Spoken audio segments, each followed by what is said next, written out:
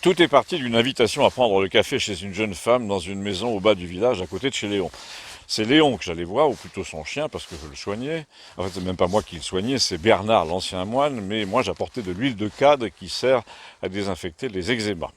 Et donc, comme la jeune voisine de Léon, Maryse, avait du café chaud sur le fourneau, nous avons terminé autour de la table dans la petite maison où elle vivait avec sa mère, une table avec une toile cirée rouge, jaune, blanche, un motif de pivoine tellement peu discrète qu'on voyait même pas les bols, le tout avec une télé au fond allumée toute la journée sur une chaîne que personne ne regarde non plus, une chaîne qui diffuse des aventures de trois crétins tatoués sous les palmiers de Miami, mais Maryse et sa mère regardaient ça, cette chaîne qui était un peu l'équivalent de Aldi pour la télé toute la journée, un truc bon marché, assez bas de gamme, enfin bref.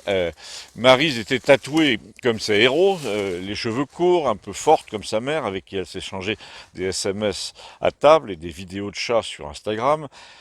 Mais elle avait quand même un joli visage, et puis surtout elle était extrêmement courageuse et même très émouvante parce qu'elle m'a dit: je suis désolé, mais moi je suis vaccinée parce que je ne pouvais pas faire autrement. Sans ça, je perdais mon boulot. Or, ma mère est handicapée, j'ai pas vu mon frère depuis 2 ans, c'est moi qui fais tout, etc. Donc elle s'excusait d'être vaccinée avec un air vraiment désolé, et du coup c'est moi qui l'ai été. Et comme son Instagram était en panne, je lui ai dit de passer samedi après son travail, elle travaillait à la station-service, que Vladimir se mettrait en devoir de la dépanner. Et le samedi, donc, nous l'avons vu arriver en effet. Vladimir était là, Léon, son chien, et puis Bernard, le moine, se faisait attendre avec Suzanne. Et Léon a dit: ça tombe bien, on va faire un test avec mon chien. Observez-le bien, ce chien, il est la preuve vivante qu'il existe un royaume caché dans la réalité où les êtres vivants ont des rapports et des influences mutuelles invisibles. Vous allez voir que quand Bernard va se pointer à 100 mètres, même en l'absence d'odeur, mon chien va le sentir immédiatement et il va se mettre à hurler de joie. Et j'ai témoigné que le mien, c'était pareil. En plus, le mien est aveugle, donc ce sixième sens est encore plus spectaculaire. Un jour, Bernard et Suzanne étaient en visite au village chez Léon, il y a 2 ans. Il y avait une sorte de fête estivale avec charcuterie, beignets dans la rue, etc. Vente de produits de pays. Tout le canton était là, 300, 400 personnes. Et au milieu de tous ces gens, mon chien s'est mis à aboyer de bonheur parce que Bernard était là, il l'avait senti, il l'avait deviné. J'ai immédiatement attribué la chose au don que montrait Bernard pour guérir les zonas et autres affections du même genre. Tout le monde est tombé d'accord qu'il y avait un rapport, sauf l'abonné au monde évidemment, qui s'est pointé parce qu'il avait entendu dire que Gustave avait participé à la manif de Montpellier sur le pass le samedi précédent et qui voulait ricaner là-dessus. Mon chien a d'ailleurs carrément grogné à l'arrivée de l'abonné au monde, suivi par le chien de Léon, qui s'appelle Jackie, illustrant de manière presque gênante ce fameux sixième sens et son existence. Je lui ai dit: tu vois, les animaux, eux, sentent les trucs. Alors, l'abonné au monde venait faire son raisonneur, mais Maryse l'a coupé immédiatement en disant qu'elle était dingue de chat, etc. Puis on est parti là-dessus. Et Gustave m'a dit devant elle: tu vois, moi, ça me fait vraiment de la peine de voir que des filles comme ça sont comptées par le gouvernement parmi les doubles doses satisfaites de leur sort, celles qu'on voit dans les pubs, dans le genre j'ai mon pass, c'est génial, je peux tout faire, alors qu'elle y est allée contrainte de force, et que si elle avait eu le choix, elle aurait dit non. Tu serais gentil de ne pas parler à sa place, a dit l'abonné au monde, mais elle a répondu: non, non, il a raison, j'aurais bien aimé en effet dire merde, mais j'ai maman à la maison, j'ai les chats, en plus il faut que je change de portable, la vitre est cassée, et puis j'ai plus d'Instagram. Là, Vladimir, qui auscultait l'appareil depuis le début, pendant que nous parlions, je rappelle qu'elle était venue pour ça, a dit: mais ma pauvre, c'est pas ton téléphone, c'est Instagram qui est planté. Comme Facebook d'ailleurs, j'ai fait observer que Léon l'avait prédit, tout ça. Facebook tombe en panne au moment où la situation s'aggrave pour les gouvernements menteurs et criminels. Et là, schéma classique, l'abonné au monde a commencé à dire que la situation ne s'aggravait pas du tout, c'était un mythe, qu'il n'y avait personne dans les manifs, et c'est là que Gustave a raconté qu'il avait donc participé à celle de samedi à Montpellier, qui avait au contraire beaucoup de monde, plein de soignants en blouse blanche, mais dans sa vieille expérience de spécialiste de l'agitation contestataire, Gustave a dit: on ne pouvait pas imaginer plus nul quand même s'il y avait eu le double de personnes présentes, c'était ridicule, parce qu'il faut imaginer une infirmière de 40 ans dans le genre syndicaliste avec un vocabulaire de plomb, les luttes, camarades, qui lisait un papier devant la foule debout sur les marches du théâtre. Sa sono devait faire 20 watts à tout casser, nous a-t-il dit, on n'entendait pas un mot de ce qu'elle disait. Si on se trouvait à plus de 10 mètres, or tout le monde se trouvait à plus de 10 mètres, il y a même un type qui lui a dit la prochaine fois j'apporte un violon pour que tu puisses dedans, ça fera pareil. T'ajoutes à ça que les gens qui l'entouraient avaient tous des panneaux griffonnés avec un feutre rouge ou noir à pointe fine sur un bout de carton minuscule. Non seulement les slogans étaient débiles, mais ils faisaient 20 centimètres. On pouvait donc pas les lire. Non, franchement, des agitateurs qui ont aussi peu d'imagination, nous a dit Gustave, de punch, d'invention, ça faisait un peu de peine. Ajoute à ça encore, et c'est le pire, qui n'ont pas compris où se situe le vrai scandale. Le pire, c'est pas dans les 15% de réfractaires qu'on maltraite de plus en plus, mais qui ont l'habitude, et que c'est pas dans les gens qui disent, s'ils viennent me chercher, je vais les accueillir avec du 12, comme pour le compteur Linky. Non, le pire, c'est tous ces gens qu'on a humiliés en leur disant, si tu veux garder ton boulot, tu n'as qu'à y passer. Ces gens qui n'ont pas compris la puissance énorme qu'avait leur cause, la force de leur protestation s'ils se décident. Il y a un mot que tu vois très peu sur les pancartes, c'est le mot viol. C'est exactement ça, viol des consciences, consentement forcé, arraché, perversion des rapports humains, en plus dans les familles, qu'on a divisé entre pour et contre, entre pur et impur. Maryse te dit, j'ai obéi parce que je prends soin de ma mère, je ne pouvais pas faire autrement, etc. Mais c'est la même chose que si elle avait été obligée de coucher avec quelqu'un pour avoir du pain pendant une famine. La littérature est pleine de ces dilemmes affreux. Et moi, je suis furieux que personne dans la rue à Montpellier ne dise au peuple de ceux qui sont allés prendre rendez-vous la mort dans l'âme, ne vous excusez surtout pas, nous allons vous venger. Je ne peux pas te laisser dire ça, a dit l'abonné au Monde, qui se prenait pour un journaliste de LCI. Oui, parce que Léon a fait remarquer que dans les derniers temps, c'était comme ça qu'on traitait Zemmour. Vous n'avez pas le droit de dire ça. En fait, c'est le contraire, a dit l'abonné au Monde en ricanant. On le voit partout, ton Zemmour, il a tous les droits. Et là, Gustave a dit, peut-être qu'il les a, il les a peut-être tous, mais il les prend pas tous. Hein. Il ne les exerce pas au bénéfice de ceux qui font de la peine, par exemple. Par exemple, cette pauvre Maryse qui s'excuse d'avoir été vaccinée pour manger, il ne dit pas peuple de France, peuple d'Europe au pluriel, on vous a menti pour vous soumettre, on a ruiné votre univers familier, votre outil de travail, vos références intimes, votre rapport à votre propre corps pour imposer un projet monstrueux, aux trois quarts caché d'ailleurs, au prix de votre humiliation quotidienne et de votre santé. Il n'a jamais dit ça, à observer l'abonné au Monde. Mais c'est bien ce que je suis en train de te dire. C'est ce que je lui reproche, justement. Dans la vie des tribuns, il y a généralement un carrefour où on décide si on veut plaire au peuple pour être porté par lui au pouvoir, ou bien si on veut plaire à l'oligarchie pour qu'elle vous autorise à accéder au pouvoir. Tu as raison, a dit Vladimir, qui était très pro-Zemmour, mais il fait les deux en même temps. Ben non, justement, il essaie de plaire à l'oligarchie pour qu'elle le laisse arriver jusqu'à l'Elysée, mais il ne dit pas à Maryse, ça me fait de la peine que tu t'excuses d'avoir été vacciné, et je vais m'adresser à tes semblables, à tous ceux qui ont été piqués par chantage comme ça, pour leur dire, vous n'avez pas perdu votre dignité pour autant, les humiliés sont le moteur de la politique, le feu de la révolte, qui passe par eux, et là, l'abonné au Monde a proféré tranquillement l'argument sur lequel comptait toujours le camp des gens comme lui.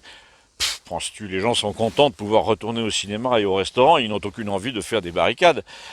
Déjà, dit Gustave, dans le cas de Maryse, ça s'applique pas, je veux dire, le coût du cinéma. Non, a dit Maryse, en effet, moi je suis déjà contente si je peux payer mon essence pour aller travailler. Christiane, qui venait d'arriver, a ajouté, l'humiliation dont tu parles, là, est encore pire chez les infirmières piquées que je connais à Montpellier. Elles sont pas folles, elles savent ce qui se passe, elles ont vu des trucs, des admissions pour toutes sortes de causes dissimulées. Évidemment, tous les piquets sont pas en danger, hein, les organismes réagissent différemment, mais il y en a chez qui c'est la déroute du système des cellules qui se profile au moindre rhume.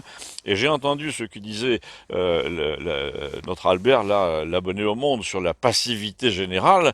Ses amis macroniens comptent là-dessus, évidemment, dans le genre restons positifs, pas de problème. Mais là, c'est raté parce que les gens vont en effet retomber malades, des doubles doses. Allez, la troisième édition, vite fait, sans ça, vous allez être privé de votre passe.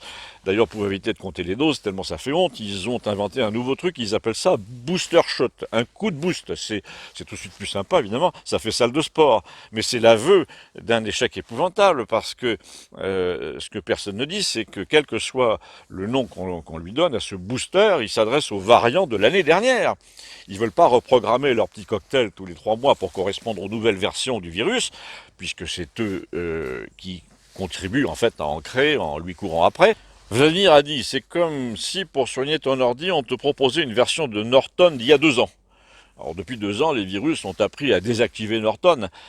Alors que font les fabricants? Eh bien, au lieu d'écrire un nouveau Norton capable de lutter contre les nouvelles menaces, ils prescrivent de réinstaller Norton ou le McAfee, etc., tous les 3 mois. Ça s'appelle, eux, dans leur esprit, des doses, en pensant que ça va marcher. Évidemment, ça ne marche pas.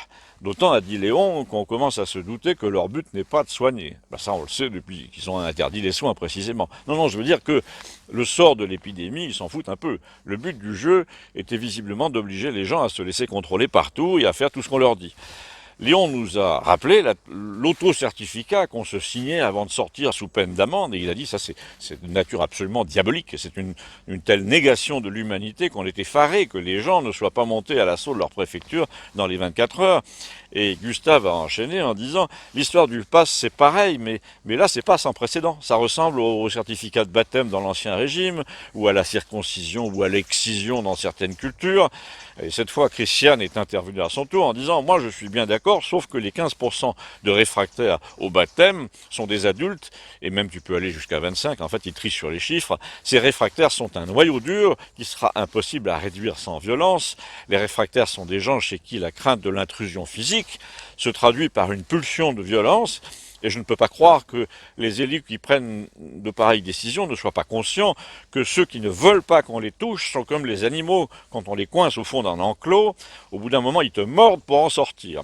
Ça, c'est la violence du chien que tu obliges à faire quelque chose et qui va mordre et se débattre tellement que tu n'y arriveras jamais. Mais il y a une autre violence. C'est celle du chien que tu as obligé à faire quelque chose, à se soumettre, à subir.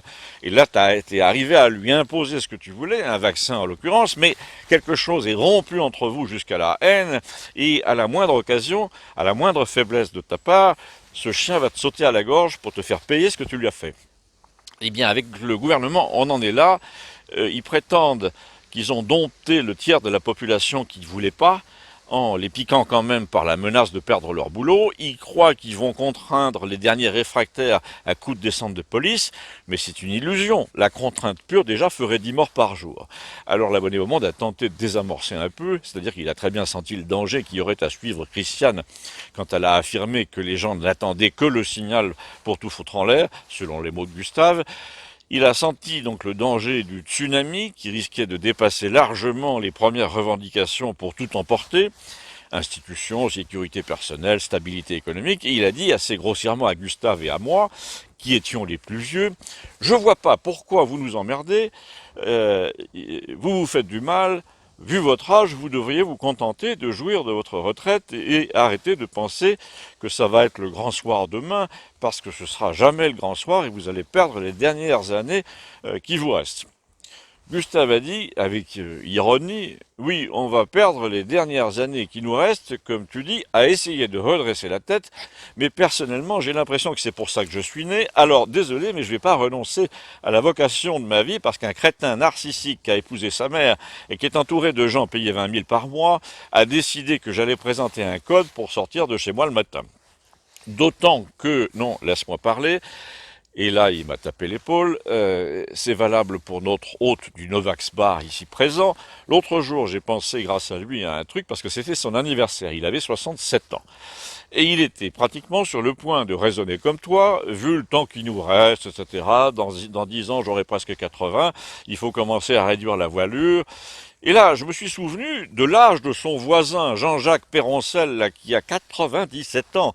Et je lui ai dit, attends, dis donc, si tu regardes comment ton voisin vit et se promène encore en voiture. Je te signale que ça te fait encore 30 ans à tirer. Donc je lui ai dit, c'est pas du tout le moment de baisser les bras face à ces connards. Sans ça, tu vas te les appuyer pendant 30 ans de plus.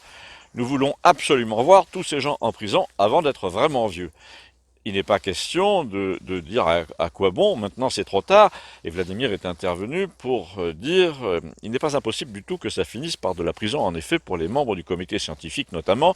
Je vous signale que depuis plusieurs mois, les institutions françaises sont soumises à un seul homme qui a tout débranché et qui prétend gouverner avec eux au nom d'un état d'urgence sanitaire qui n'existe absolument pas dans la Constitution.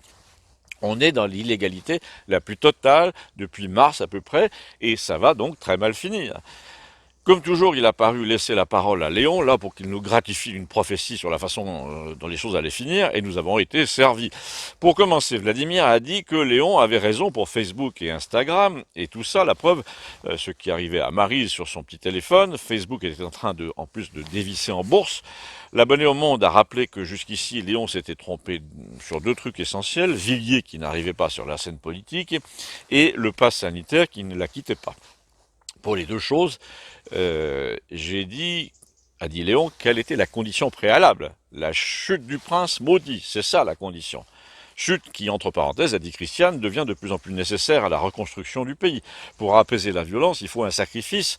Dans toutes les sociétés humaines, la foule doit sacrifier quelqu'un pour conjurer la violence et bâtir un nouvel ordre. Donc, ça va mal se passer, a dit Gustave, Léon, c'est ça que tu veux dire? Non, mais je suis d'accord avec Christiane, il faut un retour à l'ordre par une crise, un déclencheur, et là il est tout trouvé. Les gens qui pensaient être à l'abri avec leurs 3 doses ne le seront plus, je dirais même au contraire. Jusque-là, tu pouvais leur dire vous êtes couverts, tu pouvais jeter l'opprobre sur les non-couverts.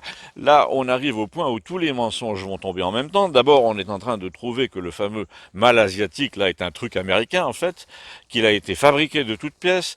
Il s'est échappé par erreur un peu trop tôt, apparemment, mais le but était bien de changer la société par la menace. Deuxième vérité assez embêtante, les piquets sont pas couverts, donc ils sont exposés comme les autres. Ils doivent faire un test avant de monter dans l'avion, malgré leurs 3 doses, et bientôt 4, et bientôt 6. Quand on les analyse, ils n'ont plus d'anticorps.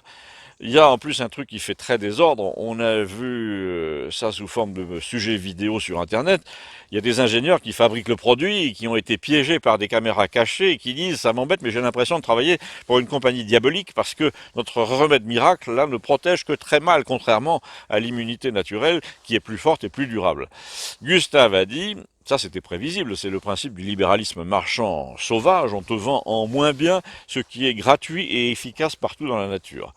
L'immunité par anticorps, par exemple, mais également l'eau, l'engrais, les protéines. Et Léon a ajouté, et bientôt l'énergie. On vend en ce moment une énergie chère, de plus en plus chère et de plus en plus rare, alors qu'on a déjà trouvé la clé d'une autre gratuite, mais on laisse durer pour faire du profit jusqu'au bout.